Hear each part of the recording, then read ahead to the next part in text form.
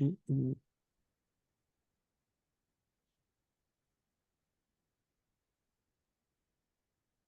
All righty. Hello, everyone. We're just gonna take a few, minutes to allow the webinar to kind of fill up. Um, for those of you who are here, just want to say congratulations. I'll probably say it again once the room gets full, but congratulations on being admitted to UC Berkeley. Hope all of you have, really celebrated this great achievement. And hopefully this upcoming webinar can be of help. So. We'll just kind of give it a few more minutes and then we'll be diving into today's topic.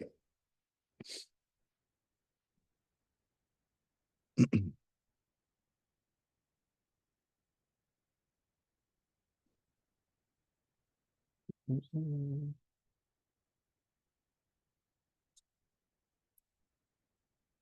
108, 109. Get in there. 110. Mm-mm.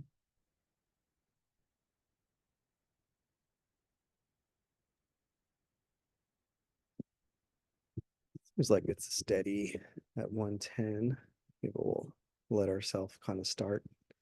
Again, so I just want to say congratulations to all of you. Go Bears. All of you are officially California Golden Bears. So again, I hope you were able to celebrate this with your family, friends, and loved ones. And hopefully this webinar today gives you a little bit of insight as you enter your enrollments and scheduling through this whole Golden Bear advising, GBA kind of process. So today's webinar is surrounding schedule planning and enrollment tips. And so hopefully this gives you some insight as we approach the next steps. Okay. So my name is Emilio Alvarado. I'm an L&S College Advisor. I've been with an L&S for about, going on 7 years, I think. Still like it, still here. And I'll be joined today by Mary Lanigan. She's been an L&S for a number of years as well. Not quite sure, but she's been here a little bit more than me. So we'll be your presenters today, and hopefully we can help kind of guide you during this process. We are joined, Mary and I are joined by a few other L&S advisors. We have Jesse, Dante, Catherine, and Riri. They are going to be acting as our chatters today. So if you do have questions throughout our presentation, please use the Q&A function in the Zoom. And feel free to start asking all of your wonderful questions directly through that function. And one of these advisors will be able to answer your questions. And if there are some that might be of notes for the whole group, at the end of our time, we'll be able to have a Q&A session in order to answer those questions more directly. Okay, so again, look forward to kind of diving into the stuff. And I'm going to pass the mic over to Mary for a few slides so she can kick us off. All right. Sounds good. Sounds good. Thank you, Emilio, my friend and colleague, and welcome everyone. Very excited to have you all join us. Today's goals for today's session is really going to be kind of in 3 steps or 3 parts. We're going to be listening, reflecting, and connecting. And the real focus is how to create a balanced schedule, for your first semester at Berkeley. We're also going to talk about enrollment tips, dropping, adding classes, what a balanced schedule looks like, and the ever important deadlines. And then thirdly, we're also going to talk about course recommendations and resources. So you'll have everything you need to be able to pull together courses for a nice, well-balanced schedule. So we can go on to the next one there. Awesome, awesome. And again, I know there's a lot to think about, but at this point, you're really going to just be focusing on your first semester, your fall semester. And in general terms, you'll want to create a schedule that has at least 13 units, unless you are approved for a reduced study list or a reduced schedule, which you can read about in your B course module 3. The minimum number is 13, so you're going to be looking for that number at least. Incoming students are advised to do between 13 and 16 units. Secondly, in terms of types of courses, you're going to want to enroll and really focus on the lower division course sets. So those are courses that are numbered 1 to 99. They're more basic, they're more foundational, providing a smooth kind of foundation before you do the upper division courses as you get closer to your junior and senior year. And then thirdly, a general rule of thumb here for letters in science is to not exceed 2 science, technology, engineering, or math courses, or 2 writing intensive courses in the same semester, because those pack a really heavy punch. If you are going to do, say, math and chem for 2 STEM courses, you're likely going to want to round out the rest of your schedule with a breadth and an elective. Okay, the next one there. So yeah, and then just some questions to ask yourself, and much of this is also covered in the module 3 of your B courses as well. But generally speaking, first and second year students are focusing principally on the reading and composition requirement and their major prereqs. So first question to ask yourself is where you stand with the writing. So UC has an entry level writing requirement. And then in addition, reading and composition, which is a 2-part requirement. In module 3, part 2, it walks you through how to get a sense of whether you have satisfied or where you stand with entry level writing, reading, and composition. So you know how to kind of put that into the schedule. Rule of thumb, as we like to see, that first year students have completed the equivalent to entry level writing and reading comp by the end of their first year. And then be sure that you've done the second half of reading and composition no later than your 4th semester or second year. The other courses you'll be focusing on for your first semester, in addition to writing, is major exploration. The modules do take you through and ask you to identify prerequisite courses for at least 2 majors that might be of interest to you. So in addition to a possible reading composition course, you don't have to jump into it right away this first semester. But if you do, in addition, you'd probably be doing at least 1 or 2 major prereqs to help you explore and or fulfill one of the prerequisite courses for one of the majors that interest you. And lastly, general education requirements. Those include our 7 course breadth requirements, American cultures, and those general education requirements, with the exception of reading composition, are really intended and enabled to be taken during your whole time at Berkeley. So also breadth, which can sometimes be lighter, and you are allowed to do those on a pass, no pass basis. Sometimes those can be like kind of a nice pillow or cushion to add in on top of a reading composition and a major prereq or 2 for a nice balanced schedule. But guess what? My colleague Emilio is going to go more into that for you right now. All right. Yeah, thanks. Thanks, Mary. Yeah, let's talk a little bit about a balanced schedule. So clearly all of you are capable. Clearly all of you are brilliant individuals. And so I just want to bring up there's that whole transition component coming from high school into UC Berkeley, higher education. And so it's okay to entertain pace in our first semester when crafting our schedule in an inaugural term. And so something as an example for your first term can look something like a reading and composition requirement. So if you need an R1A or entry level writing in R1A, you can take a college writing course, or if you already have R1A done, maybe just substitute that R1B. As Mary was talking about, it's a good opportunity to introduce prerequisites for your intended major. Even if you're kind of exploring, right? You can utilize the prerequisites to kind of help build out your schedule. Maybe utilize a breadth course to kind of knock out some of your college requirements, fairly quickly. But also maybe utilize it to kind of dive into different disciplines as you're exploring if you have you're really unsure as to what direction you want to go. The breadth courses can really be of value in that sense.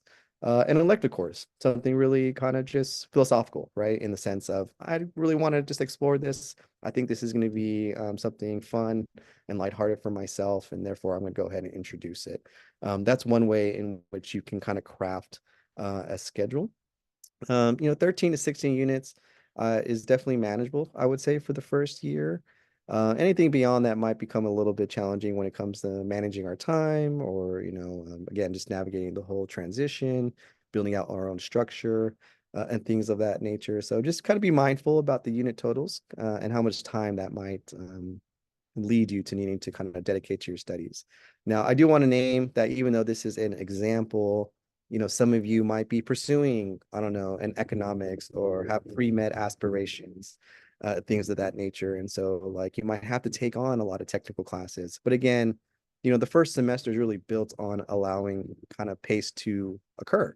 And so even though you have those pursuits, it's okay for us to maybe take that one or two prerequisites and still lean into some of the general education or explorative kind of courses, and then go hard in the paint in your second term at Cal. Okay. But maybe in the first term, maybe allow ourselves to kind of just ease our way in without kind of putting a burden on our pursuit.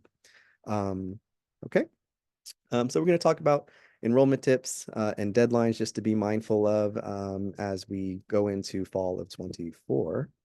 So just some, quick terminology information, we've got an enrollment phase, which is a period of time in which you, the students, can enroll in courses through Cal Central. And then there are enrollment limits, right? Specific units in which students can enroll.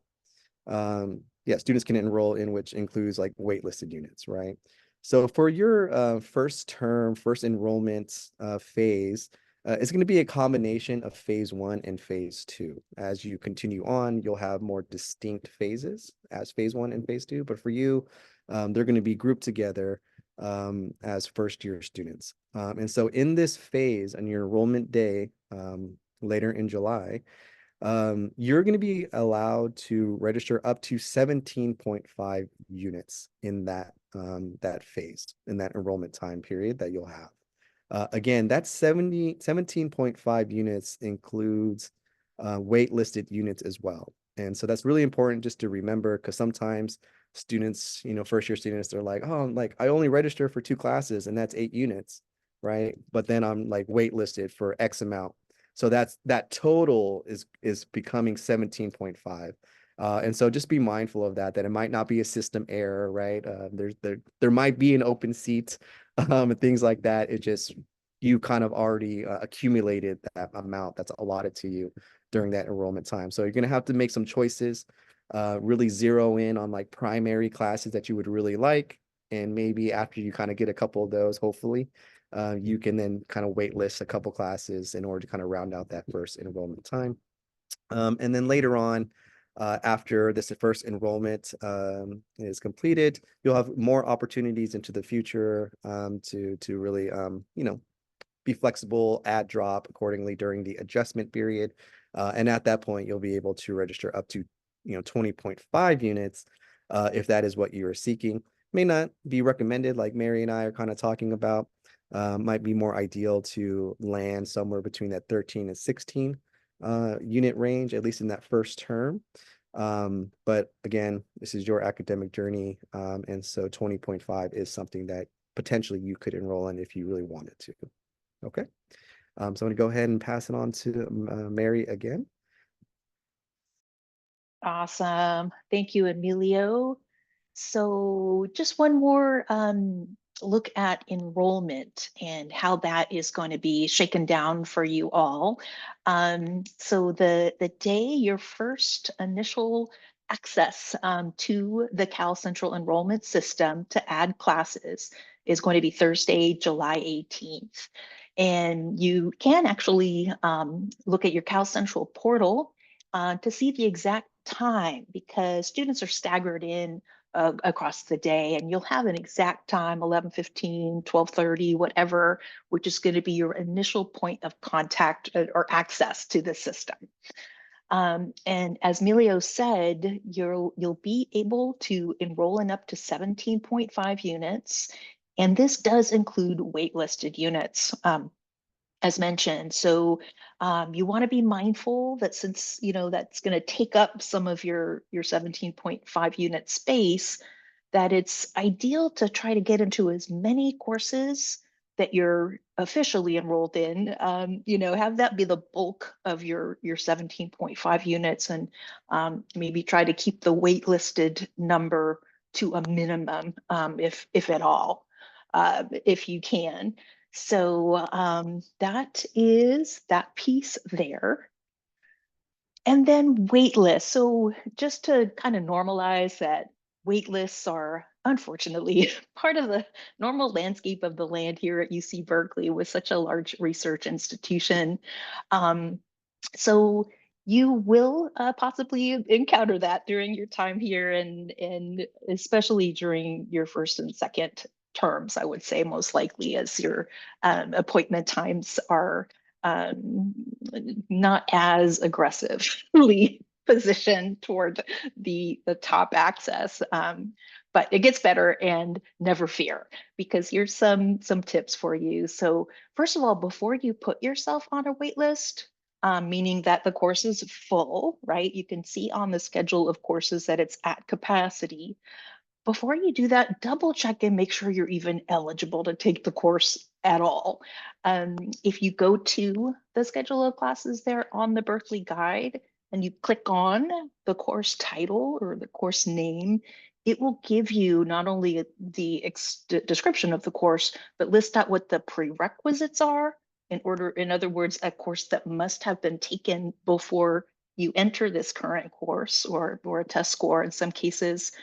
And also you can see if the course is actually reserved for specific populations of students. So it could be major, lower division, or upper division, more advanced student. So make sure that you're eligible for it before you add to the waitlist. It's a good call there. Secondly, oftentimes students are able to get into the lecture portion of a course because those are larger. It's usually where the faculty is lecturing. But then the required discussion sections, which are attached to some courses, not all, but some, those may have, differences in what's open and what's available and what's closed. So be mindful of being flexible where you can, so that sometimes you can get into a course if you're able to be flexible on the section that you take. Sometimes those early morning sections are the last to go, less popular, but be mindful that being flexible can be good. And then last but not least here, please have a robust list of backup classes that are open, that you could slot in on enrollment day in the place of anything that you had planned that might be full. So this could be breadth, it could be major prereqs. The really nice balancing out aspect of enrolling during your freshman year is you have so many requirements that you could be satisfying. And I'm thinking about the breadth very much so there in American cultures, that there's tons of courses that are going to be available to you to fulfill those many requirements. We're going to get into how to find those in a little bit. But have a nice, robust list of backup classes as well. Okay, and then deadlines. Never fear, these deadlines here are available for you to see at any time on our L&S Advising website. It's always on the home page and also on the registrar's calendar. August 19th, looks like that is where your fee payment would be due. August 28th is the first day of instruction. And then these last two, super important to bookmark, put in your calendar, whatever, September 6th. So that's the first big deadline affecting enrollment. And that is the last day to drop any early drop deadline courses you may happen to be enrolled in. Those are a very small subsection of courses. there's a place you can look to identify those, but it's very early. It's the second Friday of classes. And then for everything else, the larger majority, you have until Wednesday, September 18th to go onto Cal Central again and drop, add, or swap classes. So these are actions you take on your own through the Cal Central system, but these, we just really want you to highlight these deadlines now because we're very strict on them. If you miss those deadlines, you're going to be in courses that you may not have planned to be in. And that can affect how your transcript looks. So be mindful of those. If you get into any trouble with that, missed deadlines, that's what L&S advising here is for, but we want you to avoid that. So we want to give you a super early heads up on these two deadlines. All right. With that, I'll give it back to Emilio. Yeah, absolutely. And kind of actually talking about the late ad drop deadline, the traditional one by week 4. Yeah, definitely be mindful of that, and just, as a activity for yourself, just track your progress, and by week 2 or week 3, if you're really kind of feeling like maybe this isn't ideal, just allow yourself to utilize that deadline so you can at least create something more balanced going into that first term. So just really be mindful of that. And again, like Mary has said, backup classes, right? Yeah, just really have that in order just in case in your first enrollment.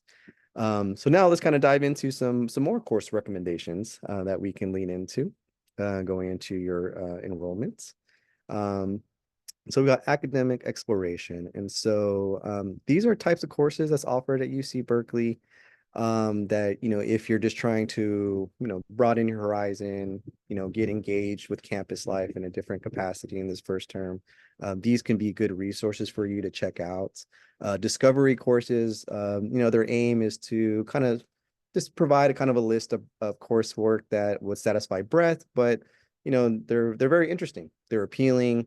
You have to do a breadth course anyways. And so this kind of puts you in a direction as to like, what are breadth areas or breadth courses that traditionally students really enjoy, and they're taught by faculty whom they really have a passion for it, right? So the discovery courses can be very beneficial in kind of looking for breadth.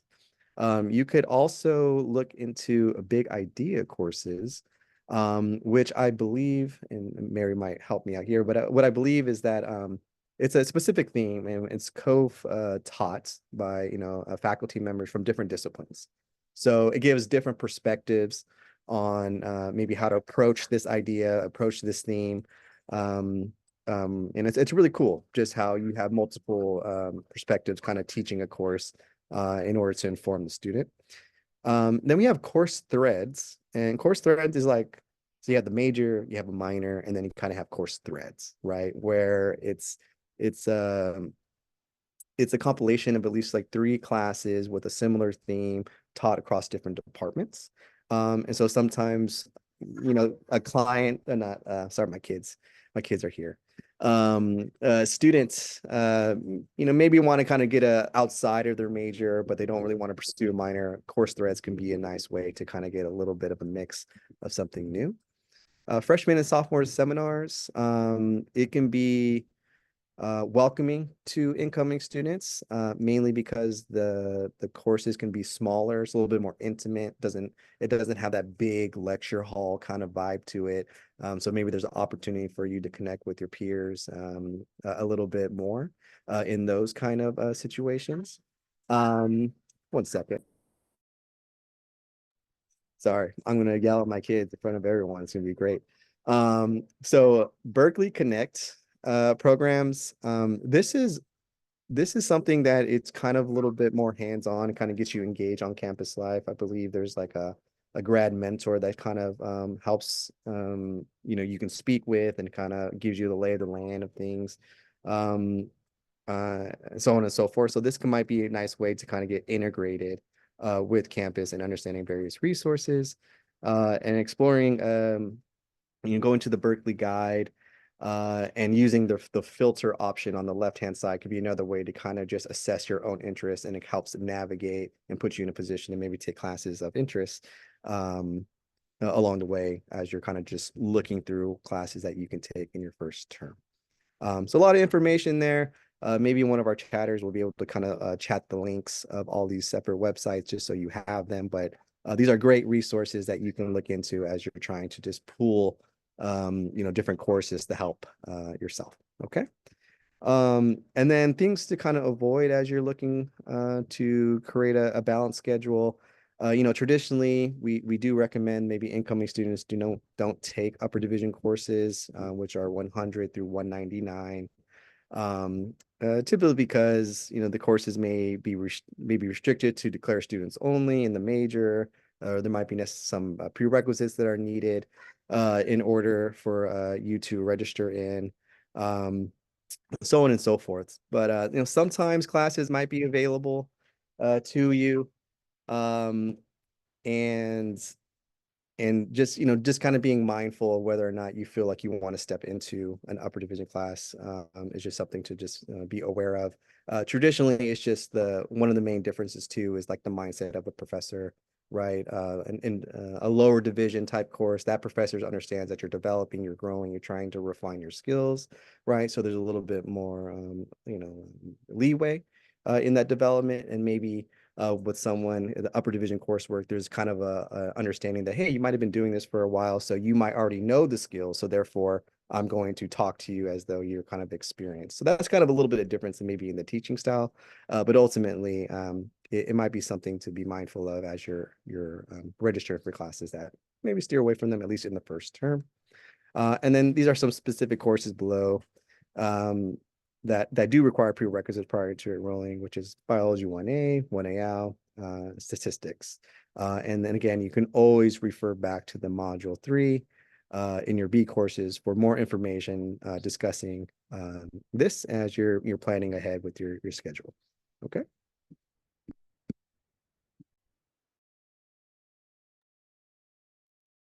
All right, thank you, Emilio. So, yeah, let's look at some tools on how to search for courses. Our Berkeley Academic Guide is an amazing tool. So if you're going in there, as this screenshot is showing, and you're under the class schedule section, on the left-hand side, you're going to see all these different filters which will help you target exactly what you're looking for. You can see on the left side, you can look specifically for a freshman, sophomore seminar. If you want a light, fun elective, as Amelia was talking about, in a small, more intimate setting with all other first years like yourself, it's a great course. Those actually fill up quickly. So if you're looking for one, look at the topics that might interest you, but you can see it right there. It's actually a great way to bring your schedule up to 13 units. If you are taking 3 academic courses, that bring you to 12. You can also see in the filter there, you can filter by the second half of reading and composition, the first half. I would say that the reading and composition classes are also small, and so they tend to can fill up quickly, not to frighten you, because you can certainly start with reading and composition in the spring if you desire. But because those courses are very topic focused, a lot of students like to jump on particular topics that they know they'll be passionate about to help them kind of get through the content and everything. So again, you can see that on the left side on this filter category. And you can also see the breadth requirements laid out as well there. You do have the option to search by lower division, which we generally recommend, as Emilio was talking about, for incoming students. And one of the reasons for that, real quick, a lot of of you savvy students will notice, hey, some of the best topics are at the upper division level. That's where faculty are really specializing, and that's where you can find a lot of good stuff. No fear, you will be able to take those during your time at Cal. But what it's about partly as well is that faculty expect, generally for most upper division courses, also for students to have completed both halves of reading and composition in a lot of cases, especially if it's a social science humanities course.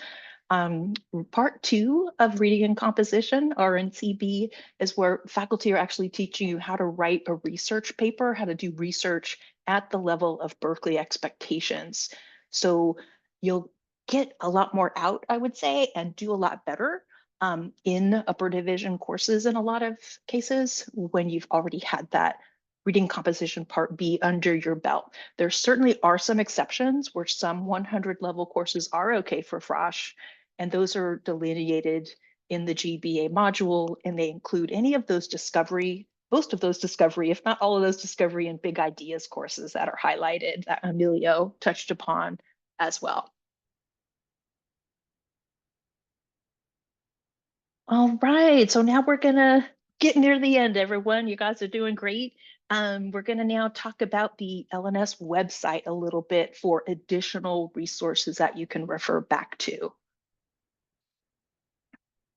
So yes, we're definitely gonna be giving you a lot of information, just kind of almost overwhelming. Never ever fear. Our authoritative official information hub is always alive and well on our L&S website. It's kind of a one-stop shop for all of this information about majors, prereqs, requirements, course scheduling, and a lot more.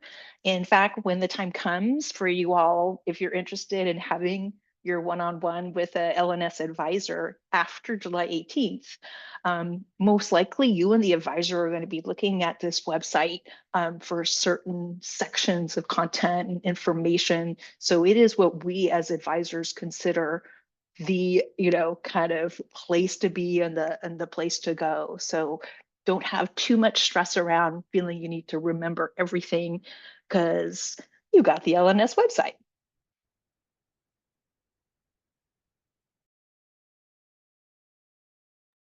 Okay, so refer to the College of L&S Module 3. It's kind of your safety net right now. It gives you all the insights, all the information to help you understand your degree requirements, how to go about maybe exploring a major and different options. Again, prepare you for course schedule options, to complete for your requirement for the final assignment.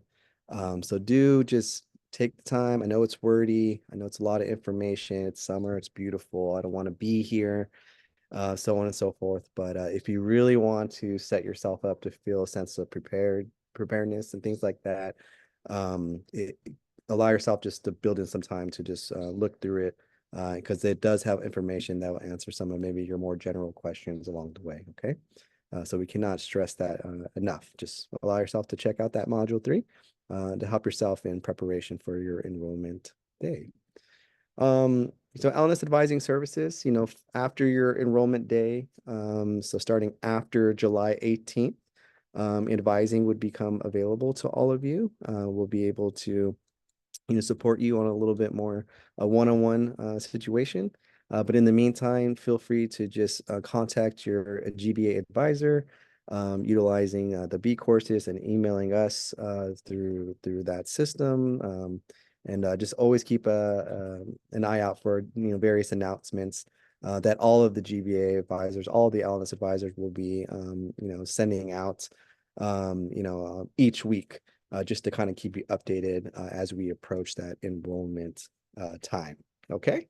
I just wanted to make sure that was also noted. And then now we're at a point where just questions. So I know our chatters have been answering questions throughout our conversation today. And so I'm going to go ahead and invite them to maybe ask questions and or answer a few of the questions that were given to them. And so at this time too, if you do have a question that's been kind of on your mind, feel free to go ahead and ask it now. Mary and I will be able to also try and answer that as best we can. Okay. Oh, and then, yeah, so Jesse, if you have a question, by all means, feel free to let us know or answer one if you like. Yeah, I guess I could read this pending question here in the chat. If I've taken a community college foreign language course for high school credit, can it satisfy a humanities and social sciences requirement? It kind of depends. right? We would have to kind of double check maybe through like assist.org to see if it is a transferable class for a specific breadth or foreign language requirement. So there's potential. But given in this kind of context, me talking to you like this, it'd be hard for me to say yes or no. But yeah, some definitely your community college coursework can be transferred in to satisfy X amount of requirements, so long it's already been screened, vetted, and approved, right? So if you're more or less in a position where you want to submit an official transcript to see if it does, by all means, feel free to do so. And then naturally, just through the UC Berkeley process, it will, it'll let you know if that course can be approved for a certain, L&S requirement or prerequisite.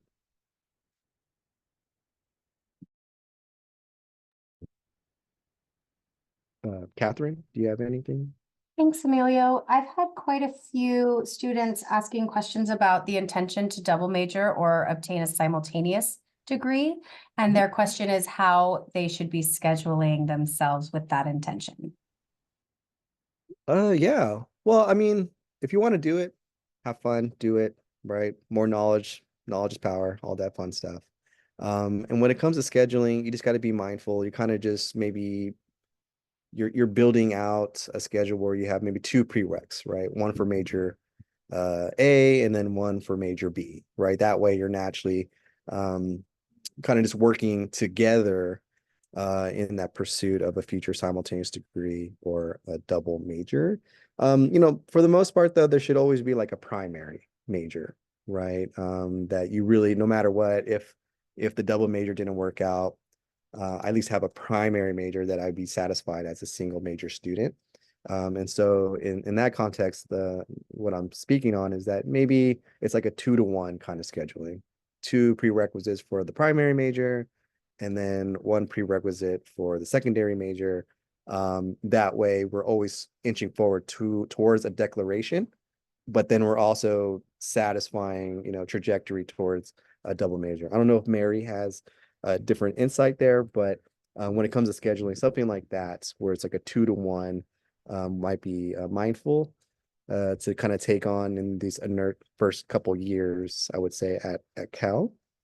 But yeah, so I'll let Mary kind of talk a little about that too. Yeah, no, what Emilio, your advice is really good there. That does seem to be a question that popped up in office hours for me yesterday as well. And yeah, just another piece of that too is that yeah, if you're looking at 2 majors, generally speaking, you're working on the satisfying the prereqs for them both at the same time as you're going forward, in your first couple years. Um, and so it's not like you like finish one major and then add the other on later. You're kind of working toward them both. I like what Amelia was saying about kind of having one be more of your primary major. Um, and then, yeah, any of the prereqs that happen to be in common between the 2 majors can certainly overlap. When you're going into your junior and senior year with a double major, it's totally great, but the overlapping works a little different. If there are 2 overlapping courses that are in common between the 2 majors, you can have those 2, but then the other generally 6 courses per major. Most majors have 8 upper division courses or some variation, but so you're probably doing 6 courses more or less for each major at the upper division level. So that's fine and everything, but it's interesting to know some students have noted that can kind of pack a punch with your upper division schedule a bit because you're taking 3 to 4 major courses each term and giving you a little less room sometimes, not always, but sometimes for enrichment opportunities, study abroad research, kind of things like that. But totally doable. I would say go for it for sure, especially if you just have 2 majors. You just can't imagine doing one without the other or not getting one done during your time at Cal. Another thing too is go for it, and then sometimes when you're in your junior and senior year, you're already in your double major, you're like, oh, wait a minute, I actually would rather focus on research now here, or rather do this a broad program that has to do with my first major, you can always drop that double major down to one later on in your time. So yeah, I hope that's a little bit helpful. Yeah, it's not set in stone, right? You can always change your mind in the future if need be. And you can still incorporate all those enrichment opportunities as well. It's just really honing in on how to utilize that time that you have that's extra, right? And it's something to be mindful.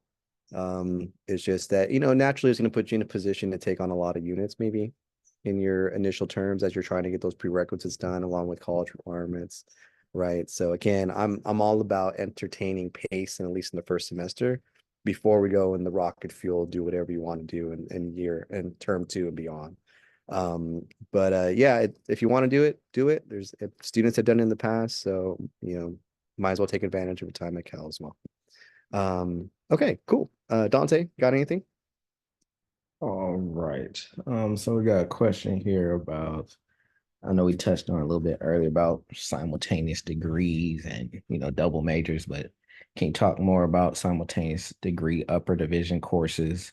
Is there a rule where 2 majors can't have this similar upper division courses? And they said, I think Mary just talked about it, but they didn't quite understand.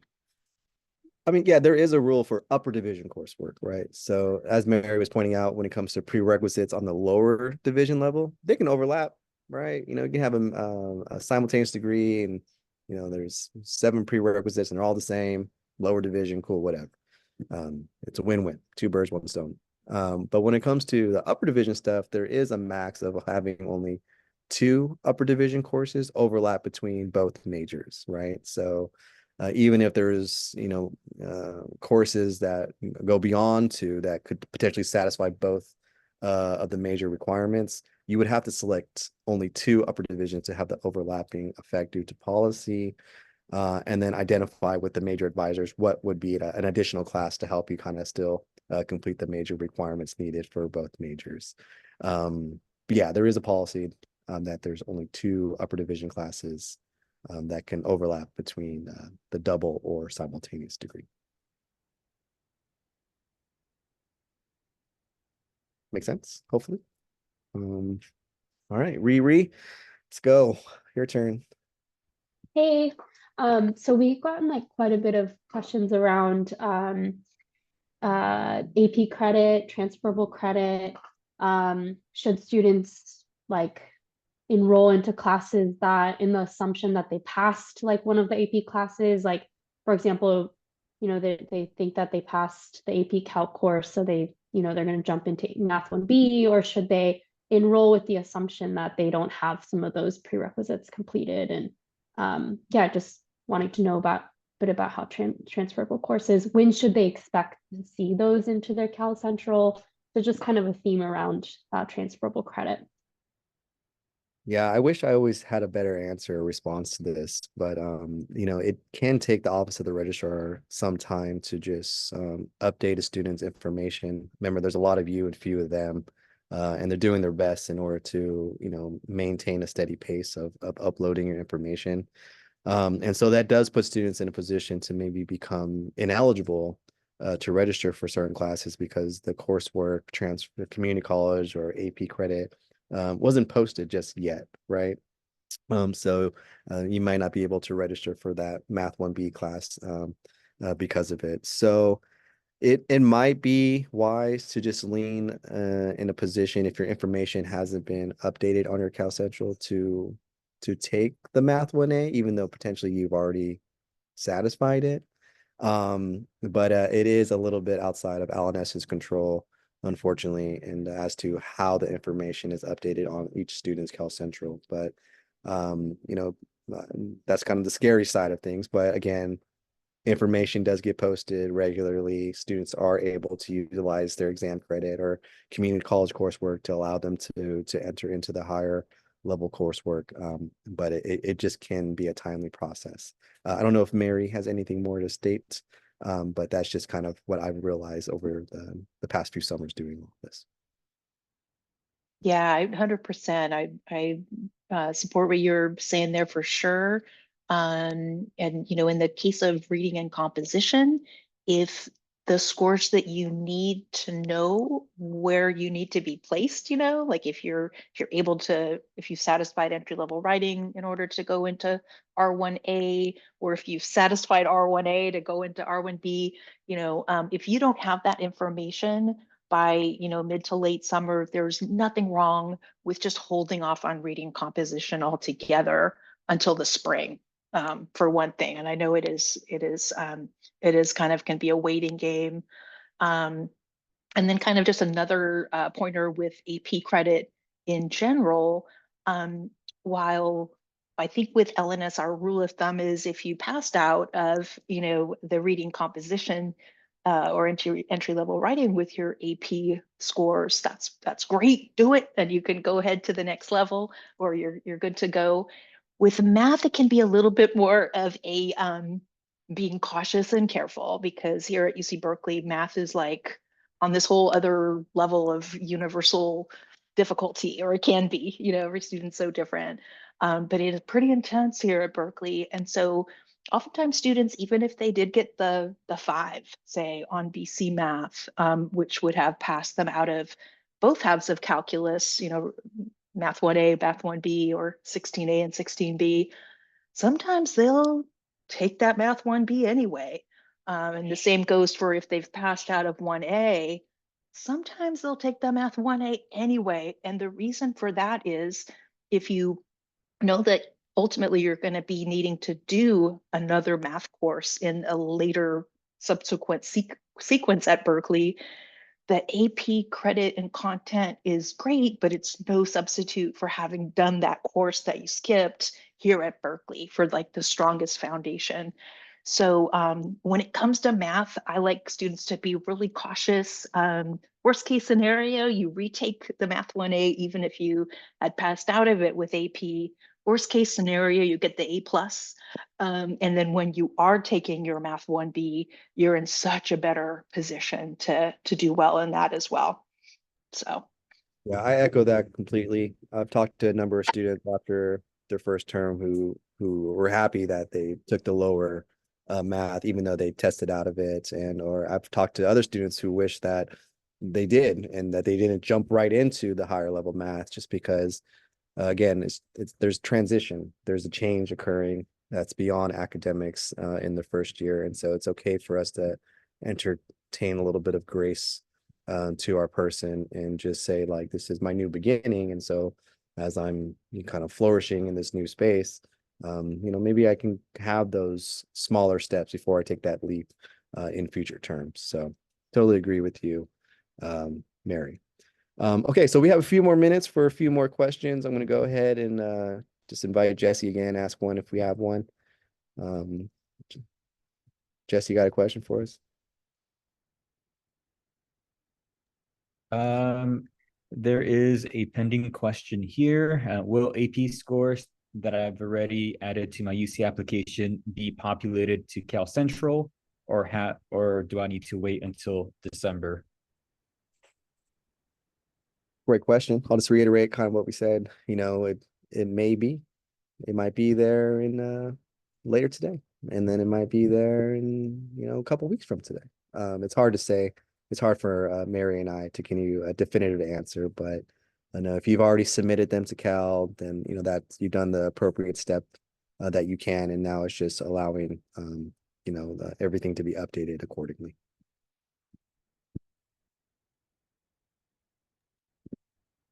Catherine, you got a question? I do. We've had a couple of students ask about their enrollment times and how if having a later enrollment time is going to impact the likelihood of getting into specific courses. Yeah, I mean, enrollment time, I mean, yeah, the maybe the later you have, other students are already kind of registering. Some of the classes that you want might be filling up faster. And it's kind of like a dang it moment, right? And so it potentially could have an impact. Doesn't mean you won't be able to get the classes that you want.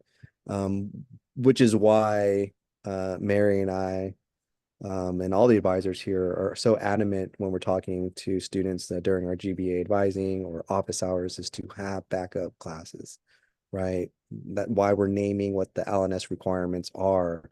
So you know that I can at least take breadth courses and still start knocking out some of these requirements needed to ultimately graduate. So yeah, the enrollment times can be a bit of a crapshoot at time for incoming students, but again, it doesn't mean that it's always going to be this way. It does improve, it does get better with each term that you're here. But if you're asking me, is there potential that some of the classes I want, because I'm registering later in the day versus others, there is potential. And so it's going to be important for you to have, other classes that you feel comfortable taking, even if the primary ones aren't fully available to you. Anything you want to add to that, Mary? Yeah, no, that was for sure. I think one of the untapped resources too for finding tons of open classes is using that filter on the schedule of classes for the breadth, setting it to lower div, for the most part. And oh my gosh, the courses in arts and literature, philosophy and values, those two in particular, arts and literature especially, just an untapped wealth of courses that would be available in film, in literature, in music, art, dance, all kinds of stuff that aren't on like everyone's radar because they're not common prereqs for some of our common majors. So I think where a lot of the bottlenecking happens is those common prereqs for common majors that a lot of students are trying to get into. But there's so many fantastic courses where you could be getting breadth done. And hey, a lot of students end up, learning something about a major from a breadth that they didn't know about. And so if you're still kind of exploring, the breadth is also really great for that as well. So yeah, just breadth as your backup. Dante, you have any more questions? Yeah, so we had shared a list with them about like the recommended prereqs for students going to pre-med route.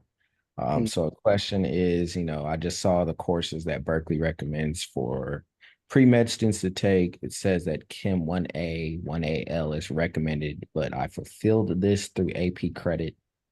Would you recommend I still take this class again at Berkeley to apply to medical school? 100%. Because medical schools, medical programs, they do not accept AP credit. So even though the AP credit tested you out from maybe the math or the chemistry or the biology, that helps you in relationship to maybe prerequisites to declare a major at Cal.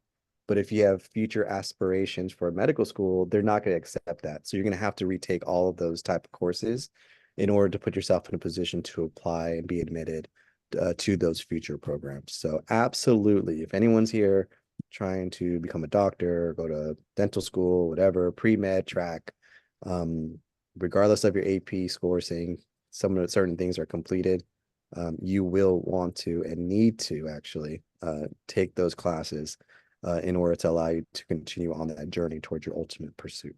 Okay. Riri, anything? Yeah, we have questions around taking upper division courses. There's some students who maybe have taken community college classes already or AP credit classes already, and they want to jump into taking upper division courses. What kinds of recommendations do you have around a first-year student taking upper division courses in their first year? Yeah, absolutely. These are recommendations, right? You're your own person. This is your own academic journey. And so if you choose to lean into upper division coursework, you have that right. That's why we're kind of also highlighting deadlines. That's why I kind of told just everyone, hey, by week 2 or 3, just be mindful of your progress so you can potentially drop that upper division class if you did decide to enroll in it initially. Now, individuals who might have been taking some community college classes over their time in high school, they kind of had a little bit of, what the higher education system might be like on the community college campus. And hey, maybe you are in a position to have some more experience or feeling more comfortable leaning into that coursework. And so, okay, you feel confident. You did a nice, thoughtful reflection on your abilities, and so you allowed yourself to lean into it. Again, is it the recommendation that the L&S advisors are going to like cheer on for incoming students? Probably not, right? We probably would say it's okay to, again, entertain pace. You have 4 years to take all the upper division courses in the future. Maybe in this one, just allow myself to build a foundation. Not even a foundation. We're talking about a scaffolding, right? I need a scaffolding in order to set the concrete to establish a foundation, right? So like I'll really view the first term as like, it's okay, giving yourself allowance to maybe not lean into the upper division coursework just yet. But by all means, if you feel like you have some experience and you feel confident and ready, then okay, you can totally do it. It's your prerogative. We just want you to be, intentional with understanding your progress and how you feel like you're doing over the course of the semester, right? Mary, anything you would like to add to that? Yeah, I just want to, 3 more minutes. Just wanted to, support that. And also, we have this thing called the adjustment period. So 1 week prior to classes starting, I'm not sure what the actual date is, if anyone has that, but students are actually able to go up to 20.5 units. We don't want you to stay there, but you can go there. And in that situation, many students do what we call shop and drop, where they'll test out these different classes. Upper division could be among them, to see how things are going, to see, do I want to stay in this one when I'm trimming back down to my 13 to 16 units? Or, hey, did I talk to the professor? Does this upper div seem okay? So yeah, shop and drop. You do have, until those deadline dates to finalize your schedule with drops. So yeah, that's a good way to proceed there. Certainly if you've got a GETC done already through the community college, or you've done the equivalent of reading composition when we're talking about humanities, social science courses, you're probably fine to go into upper division. And it's always good to just double check with the professor too. Absolutely. Yeah, that shop and drop. That's a good recommendation for sure. Like that. So we only have like briefly, Riri, do you have a quick question before we kind of wrap up our time together? Nope, that was it. Okay, cool. Well, hopefully this was somewhat beneficial to all of you and helpful. Thank you for joining today. I believe this will be uploaded to our YouTube page in the next few days. So if you missed anything or anything that we said was kind of insightful, by all means, go watch it again. You can hear my kids yell in the background again and asking about my dog Cosmo. But ultimately, just thank you. We really appreciate you being here. And again, congratulations. This is a tremendous step forward for all of your lives. And I hope come enrollment day, you feel prepared. So I'll stop there. Yeah. Congratulations, everyone. And thank you, Jesse, Catherine, Dante, and Riri for your amazing keyboard action there with the questions. Thank you all. Take care.